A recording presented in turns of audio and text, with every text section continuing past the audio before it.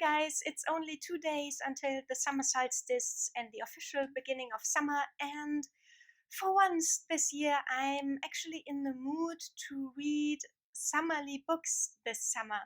I usually tend to gravitate towards non-summerly feeling books set in a colder climate, because I suffer so much from summer. But this year, I don't know, maybe because we've had such a dark, cold, rainy spring, April in particular, that I'm so glad and so grateful that the sun and the heat are finally here, that I find it easier to bear this year. And I thought I'd make the most of this mood while it lasts and get a video out of it and film a summer recommendations video for those of you who are also in the mood for summerly books. And in a second part of the video, I'm also going to talk a bit about my TBR, or my pile of possibilities of books with a summerly feeling that I might pick up in the next couple of months. So all the books that I'm going to recommend are set in a warm setting, a warm climate, and in each case a lot of the story, or at least it feels like a lot of the story, takes place outside in the warm setting. And I want to start with two fantasy novellas. The first is The Changeling Sea by Patricia McKillip, who has become one of my favorite fantasy writers. With this story, we are on an island where our heroine, in a fit of frustration with life, throws a curse at the sea for taking her father. And to her own surprise, the curse actually doesn't go unheard, and weird things start to happen. There's a weird kind of buoy-like fish that surfaces the next day, which is floating on the water but attached to the bottom of the sea by a golden chain. And a mysterious prince washes up on the beach, and our heroine now has to solve the puzzles surrounding those apparitions. So lots of the story takes place on the beach. The heroine's hut even is built on the beach, and it takes place on the sea. And in particular, there are a lot of descriptions of the light on the beach and on the sea, and how it gleams on the golden chain of the buoy-like fish and everything. The way I remember it, a distinct feature of the setting for me was the play of the light, which I think makes it a very summerly book. My second fantasy novella is The Sorcerer of the Wildeeps by Ashante Wilson. With this, we are in the Sahara, or a Saharan-like desert in a world that looks very much like ours. And our protagonist is kind of a demigod, or the son of gods. However, that is how people in the story conceptualize him. We would call him and his people something very different, something much more secular. Anyway, he together with another one of his kind, is acting as a guard and guide and protector of a caravan. Most of the time that means babysitting the guys of the caravan more than anything else. But towards the end of the caravan's journey, he will have to guide them through the Wildeeps, which are an infamous kind of oasis in which things are warped and twisted in several very dangerous ways. This sounds like a great adventure story, but it's kind of not really fun. It pulls at your heartstrings a terrible lot. So it's a rather sad story actually, but it was fun and enjoyment for me anyway, because it is just so clever, so cleverly conceived, and so masterfully rendered and written, and I'm still in awe of it. my, I think, second ever booktube video was a review video for just this novella alone. I'll link it below. I haven't ever rewatched it. I hope it's not awful. Anyway, I'll link it down below in the description box if you feel like you want or need more information before you make up your mind as to whether or not you want to read this novella. Next is a historical fantasy, or rather a historical adventure story with a strong fantastical element woven into it very organically. It is The Bedlam Stacks by Natasha Pulley. The protagonist in this book is an Englishman in his 30s who gets sent by the British government to Peru to poach branches of the quinine tree for the government to be able to create their own quinine plantation for the treatment of malaria on the opium plantations in India. And a lot of marvelous things happen to him in the Peruvian jungle. But one of the most magical, most charming things we witness together with him is a natural phenomenon in the jungle that is something like, obviously it's made up, but it's something like fluorescent or phosphorescent plankton, but on land in the air. It's kind of like fireflies, but it's not animal. It's a kind of plant species, but it's very reminiscent of fireflies. So reading about it reminds you a lot of long, lazy, magical summer nights with the fireflies glowing away in the hedges. A lovely thing to be reading on a warm summer night, I think. And a historical novel without a fantastical element is The House of Doors, the third novel by Malaysian author Twan, which was just released a few weeks ago. This is kind of an origin story of slash reply to a short story that W. Somerset Maugham wrote on or following his trip to the Malaysian island of Penang, although the story is set in Kuala Lumpur and it's based on an actual event. It's about a very famous murder trial that took place there. This novel has a very melancholy, very wistful feel to it, and lots of it takes place outside, in the garden and on the porch of Somerset Maugham's host on Penang, under their casuarina tree, which is also the title of the short story collection in which the short story appeared. The letter, it is called, the story.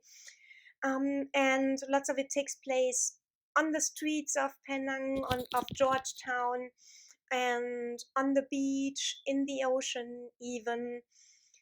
I myself read this book outside or most of it, on a long, hot weekend on the balcony, and it was the perfect setting, the perfect location to be reading this book.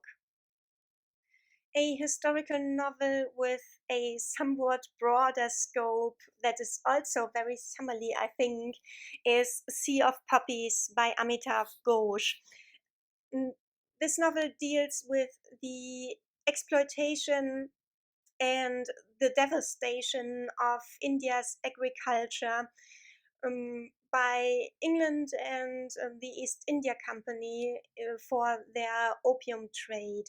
And it is also about the Opium Wars, at least the beginning of them. And well, this book is set in southern India. In China, I forget where. It's quite a while since I've read it, but I remember scenes in a floating market on a river. And also, there are also people traveling by ship to and from India and China and even the British Isles. So if you are looking for a bigger, longer, more epic kind of historical fiction, this would be a very good pick for summer, I think. Then we get back to fantasy, epic fantasy this time. Black Leopard, Red Wolf by Marlon James.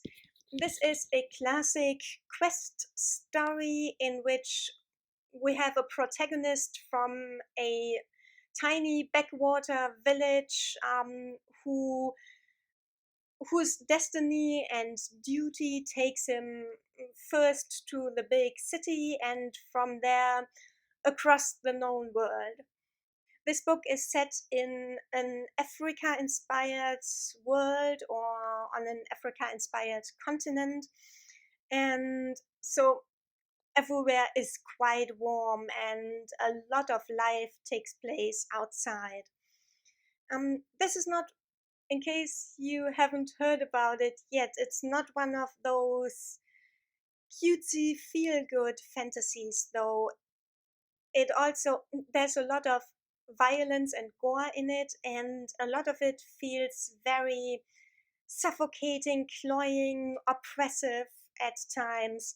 However, it is also just such a wild ride. So if you're not squeamish and you don't want your fantasy sanitized overly much, I definitely recommend this as a fantastic summer fantasy.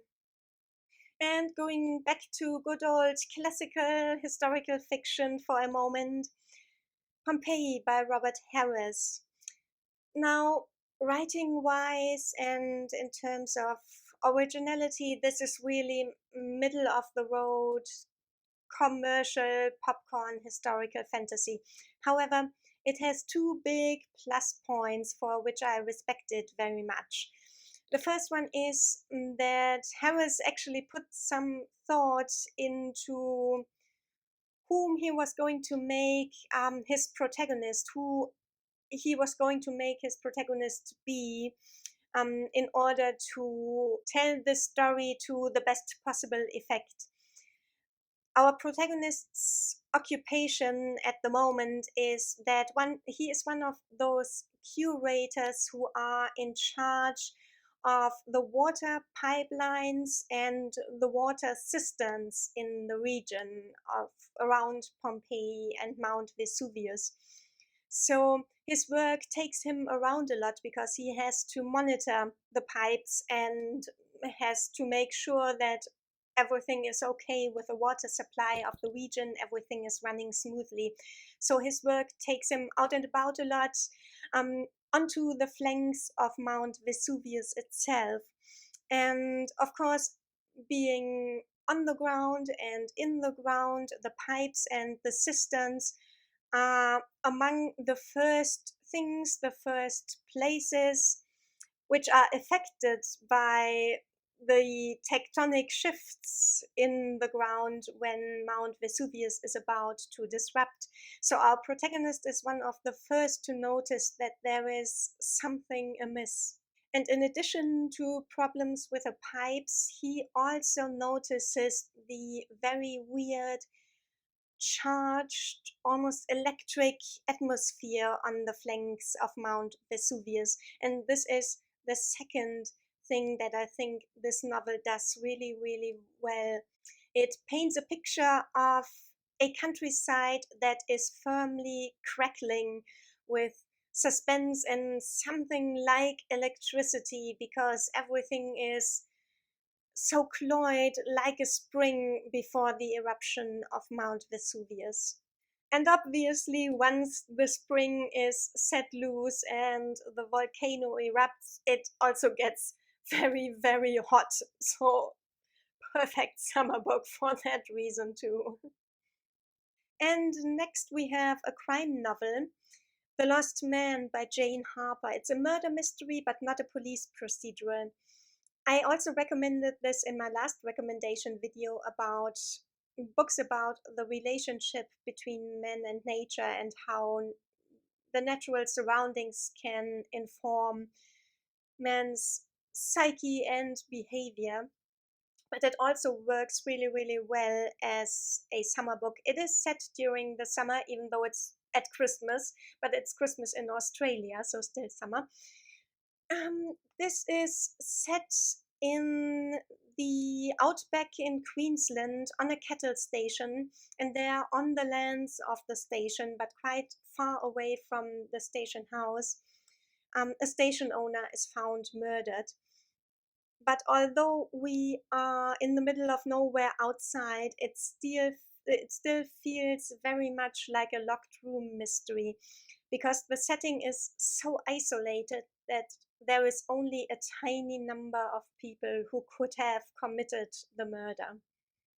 And it is really quite impressive how the novel gets the vastness of the setting across and makes you feel suffocated by all this wide open space around you if you think yourself into the novel.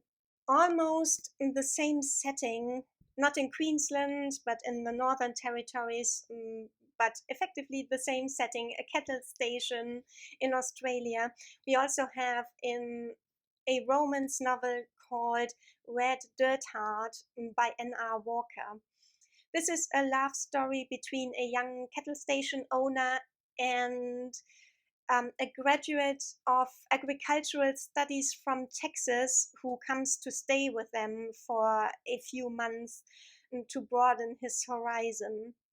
And this was actually the first book in which I ever encountered this setting, an Australian cattle station, and my mind was just blown. I was not aware of the extent of these Australian farms.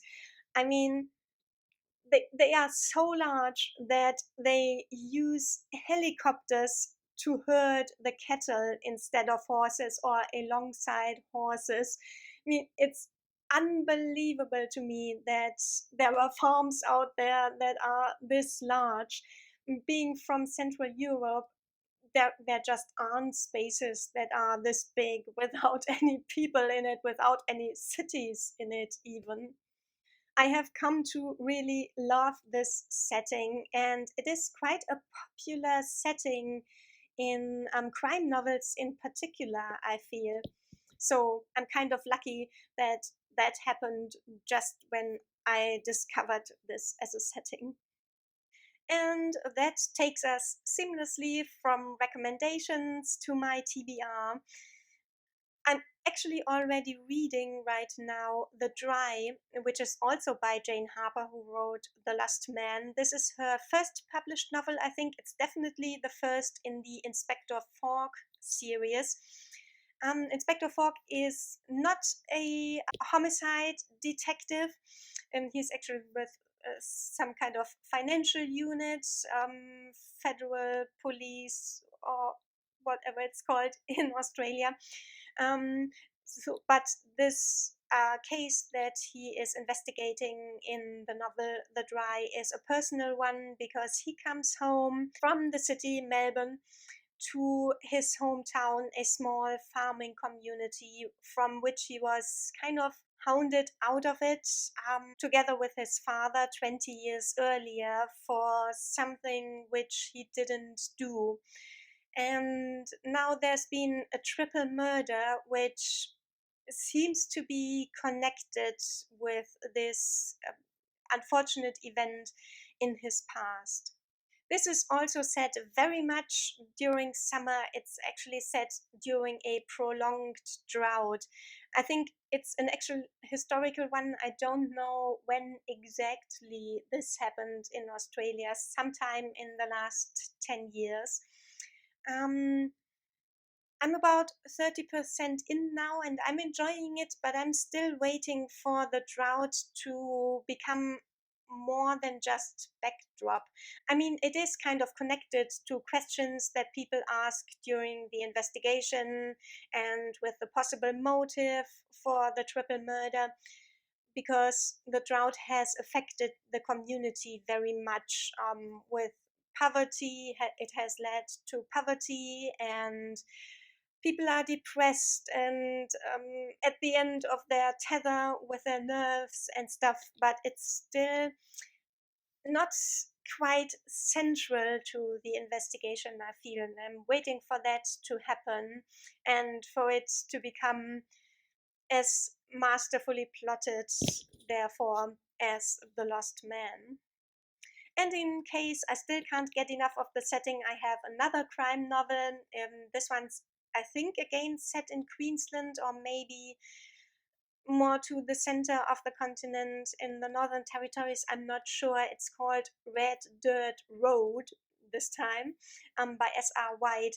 And in this one, there's been a double homicide, I think, in a tiny farming community, and an investigator is sent in from outside, and she has trouble getting through to this very small, close knit community, and faces a wall of silence which hinders her investigation, I think. Sounds, again, amazing. I love the setting, and it sounds so dry, so warm, so summerly. Not necessarily in the best of ways, but it, definitely a book with a lot of heat in it. Another one that is also set in Australia, but in a very different context. Um, but it's summerly to me just by virtue of being set in Australia and on horseback a lot. I know these two aren't exclusively summerly things, but to me they feel like it. It's a bit silly, I know. But it's True History of the Kelly Gang by Peter Carey, a novel about the famous rebel outlaw Ned Kelly. It's a bit like an Australian Western, I imagine. I have a classical Western too. It's The Crossing by Cormac McCarthy, the second book in the Border trilogy, of which All the Pretty Horses is the first one. All three books take place in the border country of Texas and Mexico, and they take place partly in Texas, partly in Mexico. And in this book, just as in the first book, I think, two teenaged boys travel into Mexico. I guess it will be kind of a rough coming of age and growing up story for them. I loved All the Pretty Horses to pieces, and what could be better for a summer read than Western, right? Another Western that I've been thinking about reading for quite a while now, but haven't purchased yet, is The Thousand Crimes of Ming. This is about a Chinese American assassin from California who goes in search of his kidnapped wife, and I think he gets help from a clairvoyant, so there's a paranormal element to it. This is also a summer book, I would say, by virtue of its cover being so feeling hot and melting. Another historical novel, The Story of the Night by Colm Toibin. This is set in Argentina, in Buenos Aires, I think, during the Falkland War, and it's about forbidden homosexual love. And uh, kind of in a silly way, like the Australia thing, this is also summary for me just because it's set in Argentina, and I hope that there will be at least one tango dancing scene, which is also hot and summerly in an automatic kind of way. Also, little explanation I think is needed in the case of Klara and the Sun by Kazuo Ishiguro. I mean, it's in the title, and in this speculative kind of science fiction-y story, Klara is an AI, a robot that is solar powered. And I've always stayed away from reviews of this book because I don't really want to know much going into it, but I imagine that it is very close in theme and issues to Never Let Me Go by Kazuo Ishiguro, which is also, I think, a book that is a great one to read during the summer because it is so gently devastating and melancholy, and just again something that I think is a very good book to read on the balcony on a warm day, and I imagine that Klara and the sun will be the same. But now for something more light-hearted. Deeplight by Frances Hardinge, a fantasy slash supernatural horror. Frances Hardinge writes middle grade and YA fantasy with a strong uncanny element to it most of the time. And this one is about strange developments at the bottom of the sea. It says on the back cover that the protagonist, a boy, teenager or younger, is a scavenger diver who dives to the bottom of the sea to scavenge the relics of gods. I don't know what is going on there. And something apparently is stirring at the bottom of the sea, be it an ancient god or something more sinister. And I mean, this takes place on the beach, by the sea, and in the sea. And what could be more summerly than this cover? And lastly, something that I'm looking very much forward to picking up is what I think will be a light but captivating summer fantasy. It's called Summers at Castle Auburn by Sharon Shinn, and it's about the protagonist who, as a girl, used to spend her summers with her half sister in her castle. She is the illegitimate son of some kind of aristocrat, ruler, prince, I don't know, somebody who owns a castle apparently. And she used to spend her summers there, and they were magical, and she fell in love with an unobtainable prince, etc., etc. And in the now, when the story takes place, she is a young woman, and looking back at the summers, she realizes that something was amiss, and there was something dark going on at the heart of Castle Auburn, something like that. I think this would be a great one to read on the solstice night and to ring in summer. So these are my recommendations for you and my reading intentions so far. But if you have some great summerly books to recommend, some books that fit the same criteria, being set in a warm setting and taking place outside most of the time, I would love for you to tell me in the comments down below. I'll see you again very soon, guys. Bye!